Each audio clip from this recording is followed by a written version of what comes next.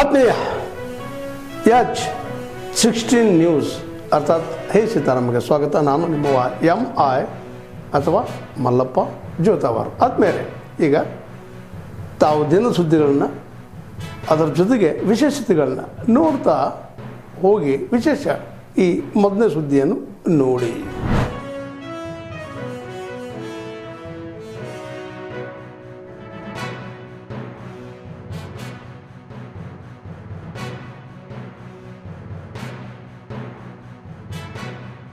ಇಲ್ಲಿ ಒಂದು ಕಾರ್ಯಕ್ರಮದ ರೂಪದಲ್ಲಿ ನೆನಪು ಮಾಡ್ಕೊಳ್ತಾ ಇದ್ದೇವೆ ಅಂತ ಹೇಳಿದ್ರೆ ತಪ್ಪಾಗೋದಿಲ್ಲ. ಯಶಕ್ಕೆ ನಾನು ಮೋದತೆ ಬೆಳಗಿಸುತ್ತೆ. ಆ ಕಾರಣಕ್ಕಾಗಿ ನಮ್ಗೆ ಇವತ್ತು ಯಾತಕ್ಕೆ ಬಸವಣ್ಣವರು 800 ವರ್ಷಗಳಾದರೂ ಕೂಡ ಇಷ್ಟೊಂದು ಪ್ರಸ್ತುತವಾಗ್ತಾರೆ. ಬಸವಣ್ಣವರ ಜೀವನ ಮತ್ತು ಆದರ್ಶ ಯಾತಕ್ಕೆ ಇವತ್ತಿಗೂ ಕೂಡ ನಾವೆಲ್ಲ ಕಲಿಬೇಕು ಅಂತ ನಾವೆಲ್ಲ ಹೇಳ್ತೀವಿ, ಅದನ್ನು ಆಚರಿಸಬೇಕು ಅಂತ ಹೇಳ್ತೀವಿ ಅಂದರೆ because Basavanna thought only about man and his sufferings.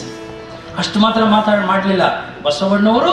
ಅದಲ್ಲದೆ ಅವೆಲ್ಲದಕ್ಕೂ ಒಂದಷ್ಟು ಪರಿಹಾರವನ್ನು ಕಂಡುಕೊಳ್ಳುವ ಎಲ್ಲ ಪ್ರಯತ್ನಗಳನ್ನು ಕೂಡ ಮಾಡಿದರು. ಬೇಡ, ತನ್ನ ಬಣ್ಣಿಸಬೇಡ, ಇದರ ಅಡಿಯಲ್ಲಿ ಬೇಡ, ಇದೇ ಅಂತರಂಗ ಶುದ್ಧಿ, ಇದೇ ಬಹಿರಂಗ ಶುದ್ಧಿ, ಇದೇ ನಮ್ಮ ಕೂಡಲ ಸಂಗಮ ದೇವರನ್ನು ಸೋಪರಿ ಎನ್ನುವಂಥ ಸಪ್ತಸೂತ್ರಗಳನ್ನು ಕೊಟ್ಟಿರುವಂಥವರಾಗಿದ್ದಾರೆ. ಆ ಸಪ್ತಸೂತ್ರಗಳು ಇವತ್ತು ಹೇಳಿಕೆ ಸೀಮಿತ ಆಗಬಾರದು, ದಿನನಿತ್ಯದ ಆಚರಣೆ ಆದರೆ ಅವರು ನಿಜವಾಗಿ ಅಭಿನವ ಬಸವಣ್ಣವರು ಆಗಲಿಕ್ಕೆ ಸಾರ್ಥಕ ಆಗ್ತಕ್ಕ ಇದೆ ಎನ್ನುವಂಥ ಮಾತನ್ನು ತಾವೆಲ್ಲರೂ ಸಹ ಮನಸ್ಸಿನಲ್ಲಿ ಇಟ್ಟುಕೊಳ್ಳಬೇಕಾಗಿದೆ. ಅರಿವಿನ ಒಂದು ಮಂಟಪವಾಗಿ ಅದು ತನ್ನ ಪಾತ್ರವನ್ನು ಬೀಳ್ತದೆ. ಅನುಭವ ಮಟ್ಟದ ಬಗ್ಗೆ ನಾವು ಪ್ರಮುಖವಾಗಿ ತಿಳ್ಕೊಳ್ಳಬೇಕು.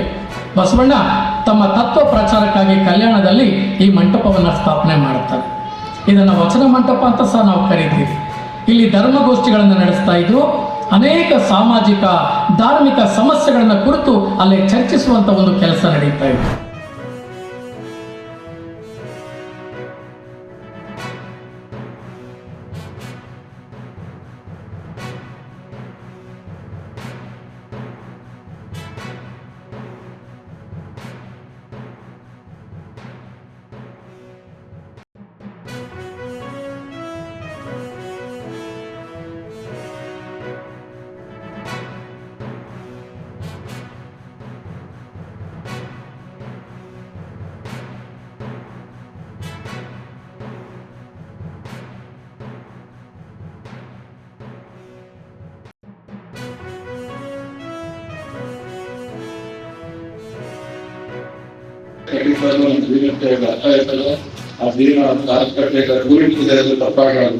ಬಸವಣ್ಣನ ನಾವು ಯಾಕೆ ಸಾಂಸ್ಕೃತಿಕ ನಾಯಕ ಅಂತ ಹೇಳ್ತೀವಿ ಅನ್ನೋದು ಅರ್ಥ ಮಾಡ್ಕೊಂಡ್ರೆ ನಮ್ಮ ಜೀವನ ಒಂದು ಒಳ್ಳೆಯ ದಿಕ್ಕಿನಲ್ಲಿ ಹೋಗ್ತಿದೆ ಅಂತ ತಪ್ಪಾಗಲಾರದು. ಯಾಕಂದ್ರೆ ಇವತ್ತು ಅನುಭವ ಮಟ್ಟದಲ್ಲಿ ಎಲ್ಲಾ ಸಮಾಜದ ಹಿರಿಯರಿಗೆ ಸ್ಥಾನ ಕೊಟ್ಟು ಅವರೆಲ್ಲರ ಸಮಾಜಗಳು ನಮ್ಮ ಮುಂದೆ ನಾವು ಮನುಷ್ಯರವರಿಗೆ ಕೈ ತೋರ್ಸ್ತಕ್ಕಂಥವ್ರು ಬಸವಣ್ಣ.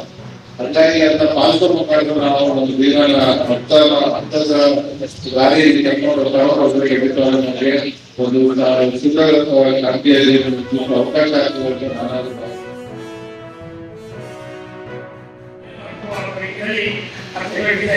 ಅನೇಕ ಕೇಂದ್ರಗಳನ್ನ ಮಾಡುವಂತ ಕಾಲದಲ್ಲಿ ನಾವು ವಿಚಾರಧಾರೆಗಳನ್ನ ನಮ್ಮ ಜೀವನದಲ್ಲಿ ಸ್ವಲ್ಪ ನಾವು ಅರ್ಥ ಮಾಡ್ಕೊಂಡು ನಮ್ಮ ಜೀವನದಲ್ಲಿ ಸಾರ್ಥಕ ಆಗ್ತದೆ ಅಂತ ನನ್ನ ಭಾವನೆ. ಅನುಭವ ಮಾಡಿದರೆ ಅವತ್ತೇ ಅವರು ಸಂಸ್ಕೃತಿ ರಚನೆ ಮಾಡಿ ಎಲ್ಲರಿಗೂ ಇವತ್ತೇನು ಹಿರಿಯರಿಗೆ ಪುರುಷರಿಗೆ ಮತ್ತು ಎಲ್ಲ ವರ್ಗ ಮತ್ತು ಸಮಾಜಗಳೆಲ್ಲರೂ ಒಗ್ಗೂಡಿಸಿ ಅವತ್ತು ಸಮಾಜದ ಬಗ್ಗೆ ಯಾವ ಚಿಂತನೆಯನ್ನು ಮಾಡ್ತಿದ್ದೋ ಅದೇ ರೀತಿ ಇವತ್ತು ಸಂಸ್ಕೃತಿ ಚಿಂತನೆ ಆಗ್ತದೆ.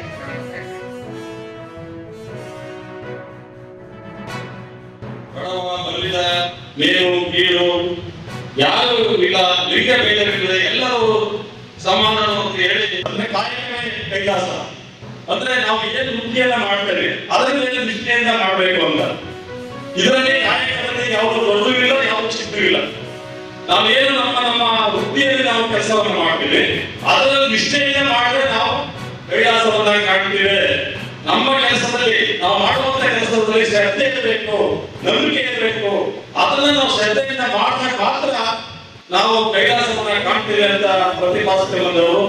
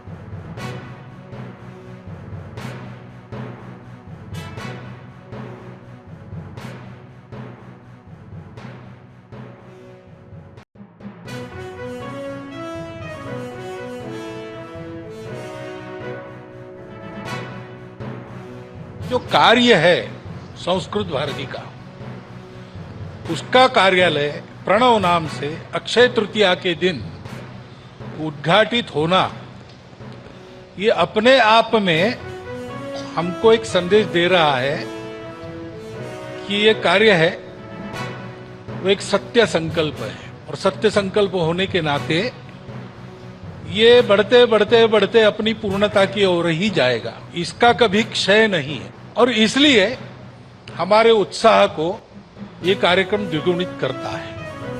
ತಾವೆಲ್ಲ ಇಲ್ಲಿವರೆಗೆ ಸುದ್ದಿಗಳನ್ನು ನೋಡಿದಿರಿ, ಜೊತೆಗೆ ವಿಶೇಷ ಘಟನೆಗಳನ್ನು ಸಹ ನೋಡಿದಿರಿ. ಅದು ನಿಮಗೇನು ಅನ್ನಿಸ್ತು? ನಿಮಗೆ ಲೈಕ್ ಮಾಡಿರಿ, ಶೇರ್ ಮಾಡಿರಿ, ಕಾಮೆಂಟ್ ಮಾಡಿರಿ, ಜೊತೆಗೆ ಸಬ್ಸ್ಕ್ರೈಬ್ ನಿಲ್ಲಿಸ್ಬೇಡ್ರಿ. H16 ನ್ಯೂಸ್ ಅರ್ಥಾತ್ ಸೀತಾರಾಮ್ ಸತ್ಯದ ಕೈಗನ್ನಡಿ ವಂದನೆಗಳು.